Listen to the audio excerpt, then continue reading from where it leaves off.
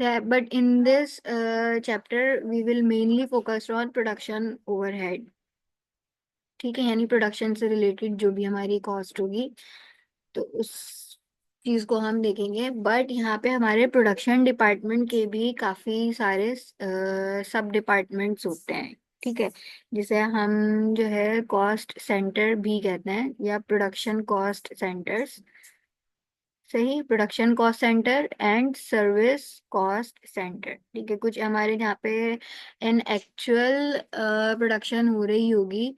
ठीक है, तो वो हमारा प्रोडक्शन कॉस्ट सेंटर होगा। जैसे उसके भी काफी सारे मैंने बताया ना कि एक प्रोडक्शन सेंटर के भी जो है काफी जो है सब डिपार्टमेंट्स भी होते हैं, तो वो भी हमारा इन्हीं के अंदर ही आएगा, प्रोडक्शन कॉस्ट सेंटर्स में ही। देन उसके बाद कुछ सपोर्टिंग डिपार्टमेंट्स होते हैं that are not directly involved in production but they are supporting the production. ठीक है, तो वो हमारा क्या होगा, सर्विस कॉस्ट सेंटर। जैसे कि मेंटेनेंस डिपार्टमेंट हो गया या कुछ ऐसे हमारे स्टोर्स हो गए। सही।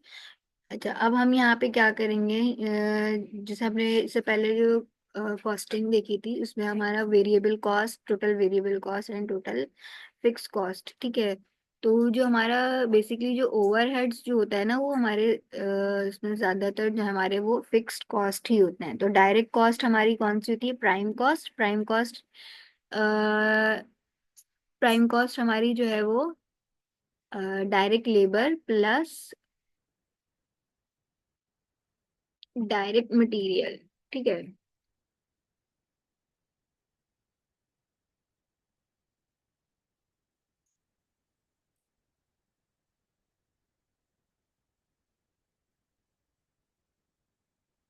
Is equals to prime cost. ठीक है, ये हमारी प्राइम कॉस्ट।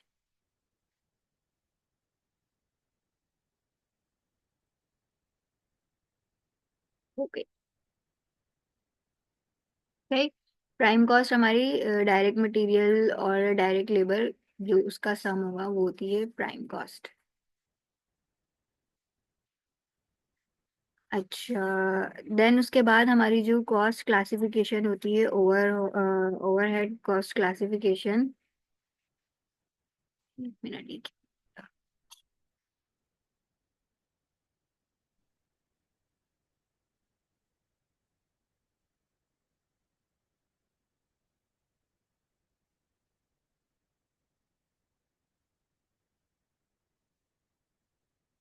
प्रोडक्शन ओवरहेड्स में भी जो है हमारी क्या, मैंने बताया था कि प्रोडक्शन एक्टिविटीज हो रही होती हैं और कुछ सर्विस एक्टिविटीज हो रही होती हैं। ठीक है, तो वो सब कुछ प्रोडक्शन ओवरहेड का ही पार्ट होता है। इसमें हमारे पास एक और इस्टेब्लिशमेंट कॉस्ट होती है। ठीक है, general production overhead such as factory rates, heating and lightning and production management salaries. तो यहाँ पे हमारी जो इस तरह की जो भी कॉस्ट होंगी वो भी हमारी किस में ही आएंगी, प्रोडक्शन ओवरहेड में। ठीक है, लेकिन उसका यहाँ पे अलग से कैटेगराइज कर दिया, इस्टेब्लिशमेंट कॉस्ट। अब हम इसमें क्या करेंगे बेसिकली,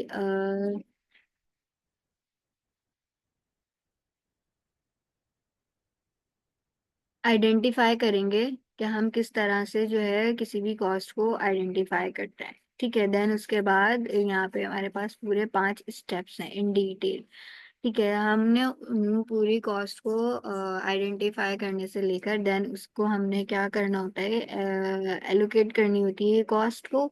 देन उसके बाद अपोर्शन करना है हमने, यानी कि एक तरह से जैसे हमारी सर्विस कॉस्ट सेंटर होते हैं, ऑब्वियसली वहाँ पे भी हमारे कुछ एक्सपेंसेस हो रहे होते हैं। ठीक है, लेकिन हम उन सर्विस सेंटर या कॉस्ट जो है हमारी सर्विस सेंटर कॉस्ट, तो उसको भी हम यहाँ पे लाके ट्रांसफर करेंगे अपने कॉस्टिंग में। ठीक है,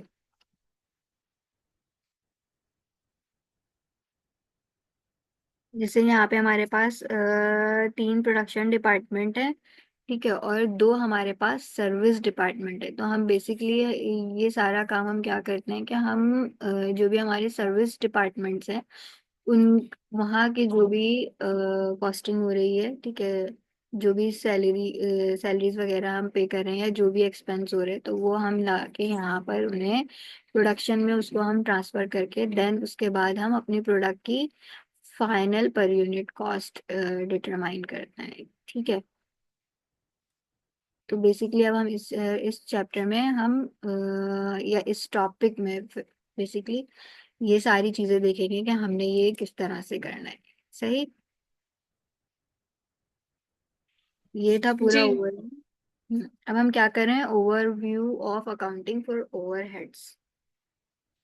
to attribute overheads cost to cost units, यानी कि ये सारी चीजें जो मैंने बताया कि जो भी हमारी ओवरहेड कॉस्ट है उसको फिर हमने कॉस्ट यूनिट तक हमने किस तरह से उसको इंक्लूड करना है। ठीक है। तो यहाँ पे बेसिकली 5 स्टेप्स हैं। Collecting production overhead cost by item, यानी हम यहाँ पे सबसे पहले बाय आइटम हमने हर चीज की जो है वो कॉस्ट कलेक्ट कर लेनी है। फिर उसके बाद हमने ये आइडेंटिफाई करना है और इस्टेब्लिश करना है कि कॉस्ट सेंटर के हमारे कौन कौन से ऐसे मेन फोकस एरियाज हैं। ठीक है। जहाँ पर वो कॉस्ट इनकर्ड हो रही है, या यूँ कह लो कि जो हमारे एक्सपेंसेस हो रहे हैं। ठीक है। To produce units. सही। Allocating and apportioning overhead cost to cost center, then हम उसको क्या करेंगे, उन कॉस्ट को जो है एलोकेट कर देंगे एंड अपोर्शन यानी कि एक तरह से डिवाइड कर देंगे। ठीक है। अच्छा, then apportioning service cost centers cost to production cost centers, इसी तरह से जो है हम सर्विस कॉस्ट को भी जो है वो प्रोडक्शन कॉस्ट सेंटर्स में अपोर्शन कर देंगे, यानी कि उसमें इंक्लूड कर देंगे। देन उसके बाद हम absorbing production cost centre cost into cost unit, then हम फाइनली जो है यहाँ पे जो हमारी कॉस्ट सेंटर से जो भी कॉस्ट डिटरमिन होगी वो उसे हम कॉस्ट यूनिट में ट्रांसफर करें। ठीक है। इस तरह से हम पूरी ये कॉस्टिंग करते हैं। ठीक है। ये उसका पूरा चार्ट भी बना हुआ है। ठीक है। Actual overhead cost expended, then उसके बाद सर्विस कॉस्ट सेंट्रल से जो है वो प्रोडक्शन तक जा रही है। ठीक है। यहाँ पे जैसे फॉर एग्जांपल हमारे पास दो सर्विस सेंटर कॉस्ट सेंटर हैं। ठीक है। तो इन दोनों की, इस वाले सर्विस कॉस्ट सेंटर की जो है वो दो तीनों बेसिकली इस एक दो और ये तीन, इसको भी जो है वो सपोर्ट कर रहा है। ठीक है। और ये एक दो और ये तीन, देन उसके बाद ये units passing through production process, तो फिर हम पूरी ओवरऑल जो है पर यूनिट कॉस्ट डिटरमाइन करेंगे। अच्छा, सबसे पहले क्या करेंगे, कलेक्टिंग कॉस्ट बाय आइटम, यानी कि indirect material cost can be obtained by analysing materials requisitions, यानी कि हमारी एक तो डायरेक्ट मटेरियल कॉस्ट तो वही हो गई जो हमने मटेरियल्स मंगवाया या जो हम मटेरियल्स यूज करेंगे अपने यूनिट्स को प्रोड्यूस करने में। बट यहाँ पे क्या कह रहे हैं कि इनडायरेक्ट मटेरियल कॉस्ट, ऑब्वियसली हमारी प्रोडक्शन